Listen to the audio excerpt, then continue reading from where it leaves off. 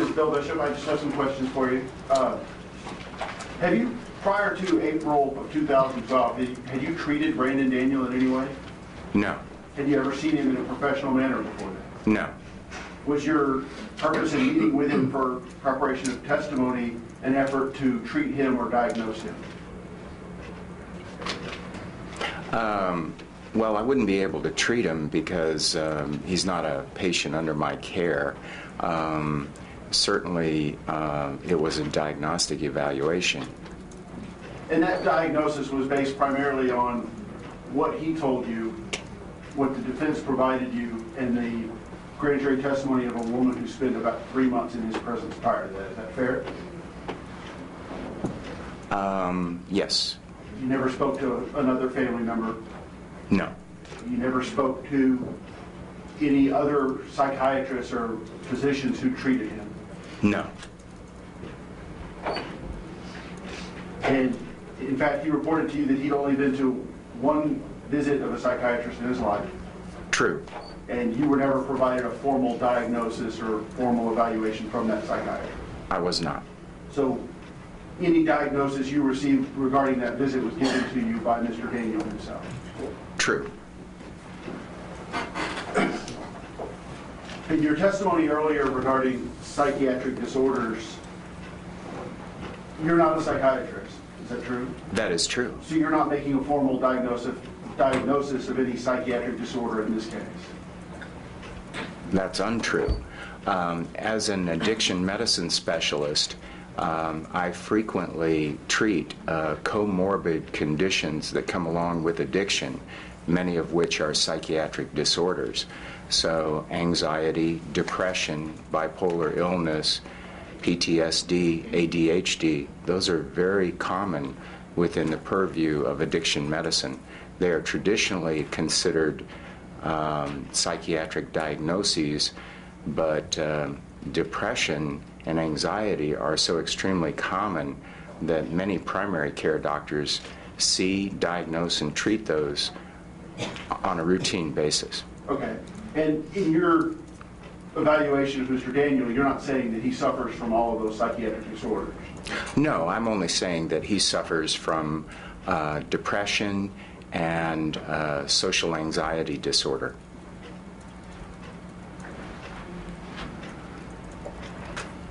And when you talked to him, he told you he was depressed. Is that the basis of your diagnosis of depression? No.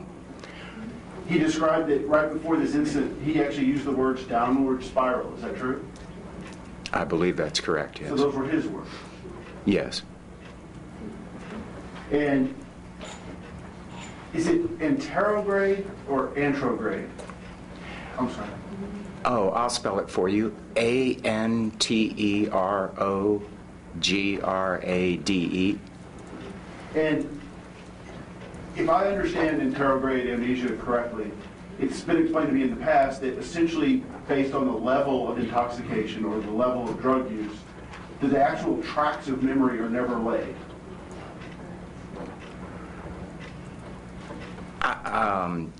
Once you reach a certain level of intoxication, I think that is largely true. Now, there have been some reports of patients after general surgery who claim they could hear or remember comments made by surgeons while under. But those are anecdotal reports. By and large, they don't remember. And there's no formal testing that you can submit someone to determine if they suffer from that or not. Is that fair to say? You can't Yes, there hook it up to a is. machine and say, Yes, there is. It would be a blood level, and a blood level greater than 100 nanograms per mil would indicate intoxication, which would be consistent with impaired memory. And, you know, I mean, that's pretty much hard and fast. so you say in every situation, every person who reaches that level remembers absolutely nothing of what they've done? I think that you're speaking in absolutes and I deal in relatives. The situation is that different people process different medications differently. It just so happens that Mr. Daniel is of Asian descent, and he will hang on to benzodiazepines 25% longer than a white person would. So his metabolism of it is not as efficient. Well, what I'm asking you is there's no absolute test that you can perform in saying this person is suffering from an absolute blackout or this person is not suffering from an absolute blackout.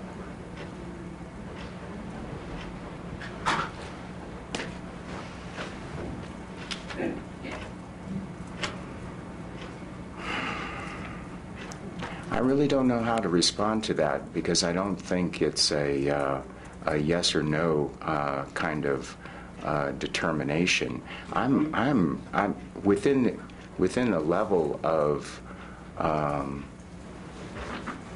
clinical certainty. I'm certain that he was in a blackout. So you're certain that the entire interview that he gave to the Austin Police Department? No. I can't. I'm not saying that. Well, all right. Your question is? Are you saying that you're certain that his entire interview with the Austin Police Department was a confabulation?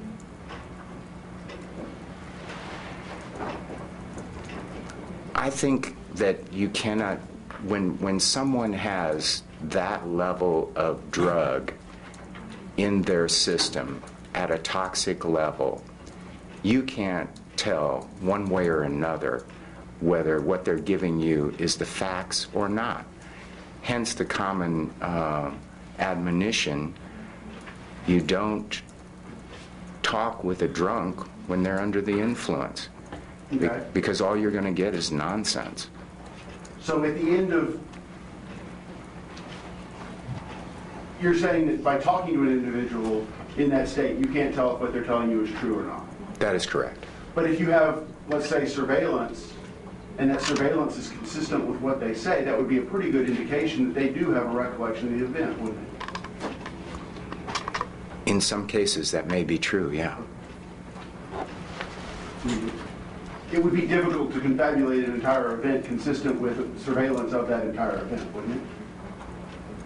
Without having watched that video?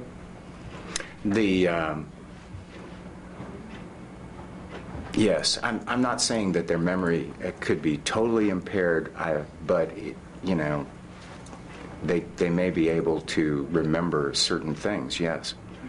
And so the video portion, the surveillance video portion you reviewed, did not include the part of the video where he shot and killed an Austin police officer.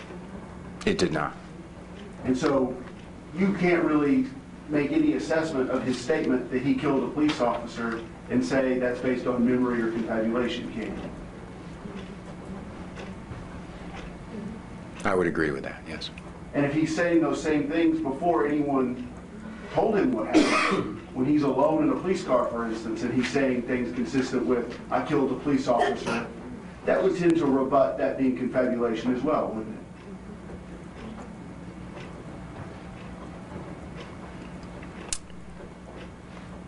I suppose the thing is, you know, he's intoxicated. He's in a disinhibited state. The variability in what he can learn and what he can remember is very fluid. If you're asking me, is this a person who is rational and is a cold-blooded killer, I'd say no. Well, you're not. Is that a diagnosis you normally make, is whether or not someone's a cold-blooded killer? Well, no, it's not. Is it something you've spent a lot of time researching and studying? No. Interviewed a lot of killers? No. So that statement was just an off-the-cuff, meaningless statement, wasn't it? All don't think it's meaningless when he was on trial for his life. He is, and I'm curious as to why you would say that if you've never dealt in the area of cold-blooded killers. Well, it was a figure of speech, but I'm just saying that I don't think that he was in a rational state of mind at the time that these events occurred, nor do I think he was in a rational state of mind when his blood was drawn 7 hours later and he was still toxic on a drug that would impair his mental capacities. So if he's not acting... You're trying to make absolute statements about someone whose mental capacity was impaired on a biologic, physiologic level. No, and I think that's unfair. Your statement to this jury that they should basically disregard his interrogation because of his intoxication. I never stated that. You said you couldn't take it seriously because of his level of... I think you compared it to a drunk, that it was just ramblings.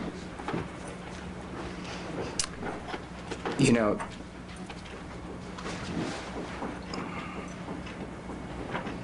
I think that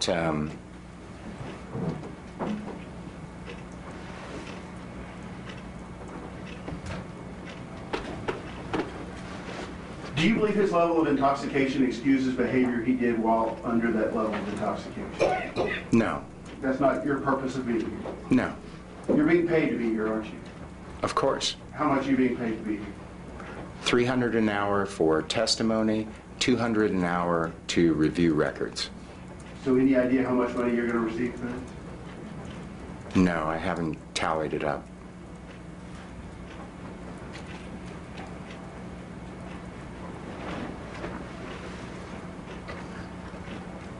I have no further questions. Your Honor, we have no further questions of this witness at this time, and the defense will rest. Thank you.